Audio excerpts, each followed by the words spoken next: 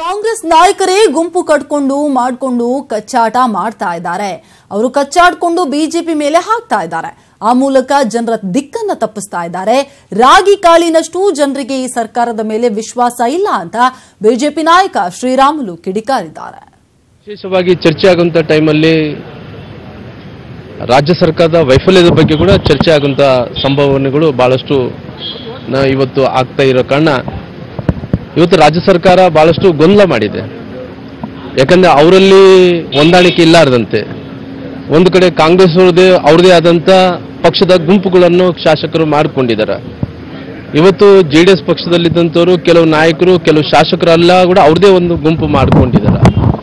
ಅವ್ರ ಗುಂಪುಗಳು ಎದಕ್ಕೋಸ್ಕರವಾಗಿ ಮಾಡ್ಕೊಂಡಿದ್ದಾರೆ, ಒಂದು ಕಡೆ ನಮಗೆ ಮಂತ್ರಿ ಸ್ಥಾನ ಸಿಕ್ಕಿಲ್ಲ, ಸಚಿವ ಸ್ಥಾನ ಸಿಕ್ಕಿಲ್ಲ ಅಂದ್ರೆ ಒಂದು ಕಡೆ ಜೆಡಿಎಸ್ ದಲ್ಲಿದ್ದಂಥವ್ರು ನಮ್ಮ ಮಾತು ನಡೀತಾ ಇಲ್ಲ, ವರ್ಗಾವಣೆ ಆಗ್ತಾ ಇಲ್ಲ. ಇದೊಂದು ದೊಡ್ಡ ಲಾಬಿ ಒಂದು ದಂಧೆ ಆಗಿಬಿಟ್ಟಿದೆ. ಅವರಲ್ಲಿ ಕಚ್ಚಾಟ ಮಾಡಿಕೊಂಡು ಏನಾಗ್ತಿದೆ ಅಂದ್ರೆ ಪುನಃ ಭಾರತೀಯ ಜನತಾ ಪಾರ್ಟಿ ಮೇಲೆ ಹಾಕೋದು.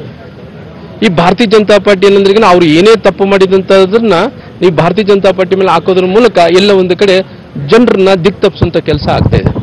ಅದಕ್ಕೋಸ್ಕರವಾಗಿ ಈ ಸಭೆಯಲ್ಲಿ ಎಲ್ಲ ಕೂಡ ಚರ್ಚೆ ಆಗುತ್ತೆ.